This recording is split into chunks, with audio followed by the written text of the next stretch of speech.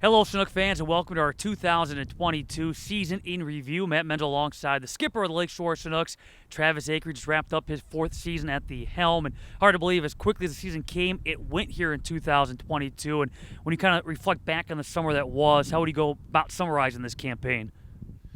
Yeah, it's been a really good group of guys.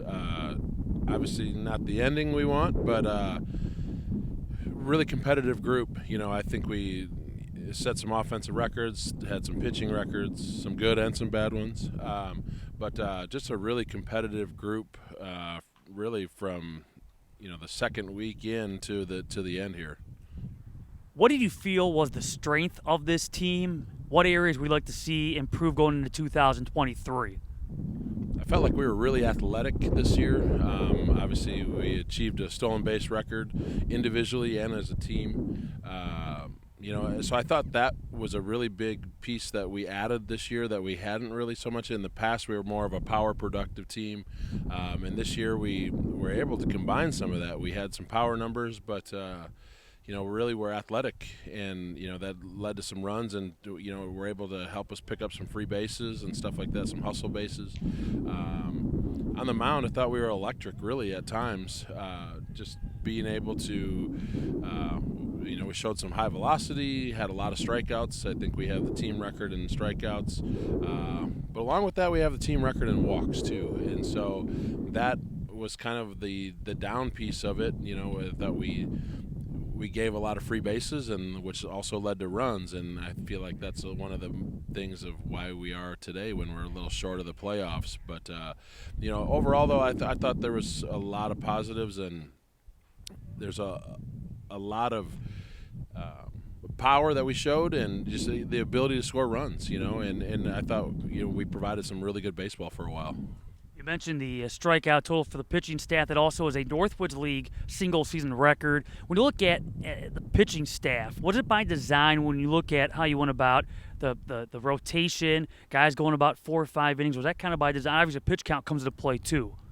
Yeah, it's a lot of it's kind of scripted already from college coaches and stuff like that. Just what they have for requirements of guys, pitch counts or innings, either one. It's just, it's kind of set in stone a little bit. And some are a little bit more easygoing on it, where it's, let him go and let him, if he's running good, let him go. So everybody's a little different in what they have to offer. Every guy, whether you're a starter or a reliever, all of it's kind of scripted in some sort of way. When you look at the breakdown of this roster, how much of a luxury was it to have so many guys that had prior Northwoods League or Chinook experience back on this team? I think that's a huge thing. Knowing the expectation of what it's like to play every day, how to develop a routine, developing what it is that works for you, adding, subtracting to that routine. But ultimately, if they're chasing a goal of playing professional baseball, it's how you can bounce back day to day, and more importantly, mentally, and how to get through that. So I thought that was a really big piece to the summer, and guys were really receptive to that, probably more so than any of the previous years. It's something we just talked a lot about every day. Like, if this is what you're chasing, how do you go about it? How do you embrace it? How do you tackle it? How do you dominate it? And I thought guys were really, really receptive to that, and it showed at times with the way that they competed and the way that we were able to put a good product on the field. Obviously, you can't control what you can't control. Weather you can't control, the schedule you can't control. But how did you tackle the schedule, being that it was home heavy in the first half, road heavy in the second half? Just trying to get used to the routine, or finding a routine. Yeah, that I think we experienced more weather situations here this year than in my previous 3 years combined. And from what I gather, I think maybe even in the organization's history combined. So yeah, we had some weather issues, early too. But yeah, I thought it was good early, though, having that home, getting guys, in the weight room every day, getting them into the routine of being able to get treatments, etc. But it certainly was a an obstacle a little bit with the second half being on the road so much. But I credit the guys. They came to work every day. They embraced it, but it's part of it. Your schedule is half and half, so you can't control when that is. But I thought the guys really did a really good job of responding to that.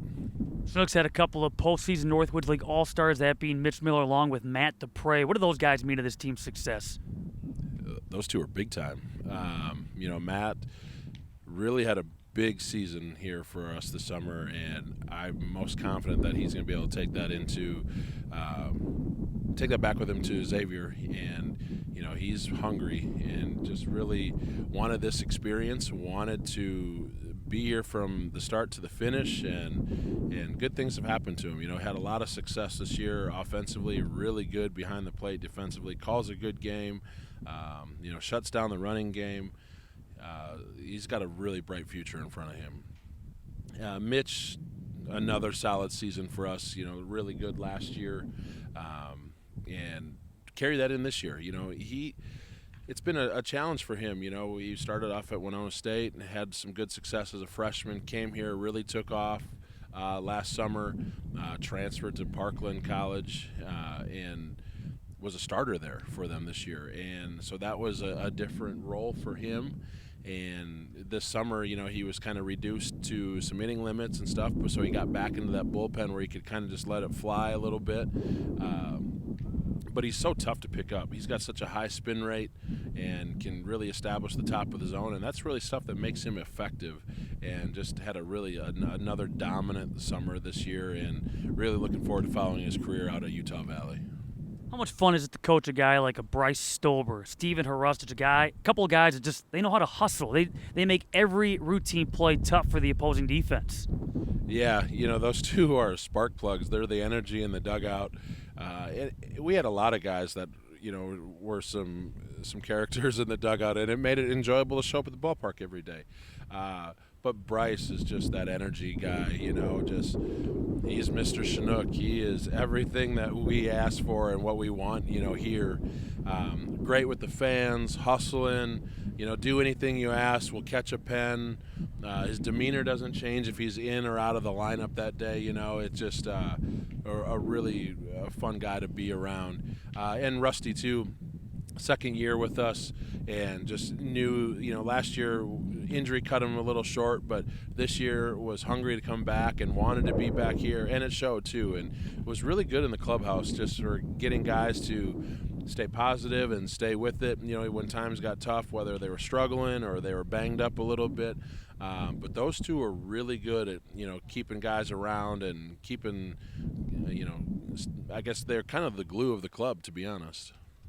When you look at offensive numbers, certainly Matt Dupre, Garrett Martin, a couple of guys that get a lot of the accolades, but one guy I felt that flew under the radar, but his numbers were outstanding, were Matias Haas. What did you see from Haas, another versatile threat in the infield? Yeah, Matias, he's steady. He is a steady player, very good baseball IQ, and that's what showed. He's had a rough couple of, COVID when he was out at Brown for those 2 years, and in the Ivy League didn't play. And he transferred back out to Cal Poly, so he's out from that area. But it's just incredible baseball IQ. They're very versatile, play in the outfield, play in the infield, and has just really kind of come on as of late, and just excited to watch his career take off too. Obviously, the last couple of weeks of any season, challenging couple of weeks when you look at roster changes, guys get shut down for a variety of reasons, guys go home. Do you ever get used to something like that, being that you've been here now 4 summers, you kind of know what to expect? How challenging are the final 2 weeks of a Northwoods League campaign?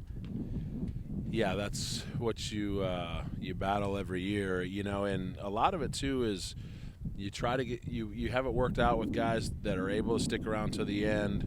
They have it worked out with their coaching staffs, etc. But sometimes just the grind of playing in the spring and then playing in the summer, which rolls into maybe an injury or they get banged up a little bit. And at that point, when they're fighting through something to try to stay till the end, it's easier for, the coaching staff to just say, hey, let's shut it down, let's get a little bit of rest, and let's get back to school and be ready for fall ball, which is completely understandable. But it's a challenge.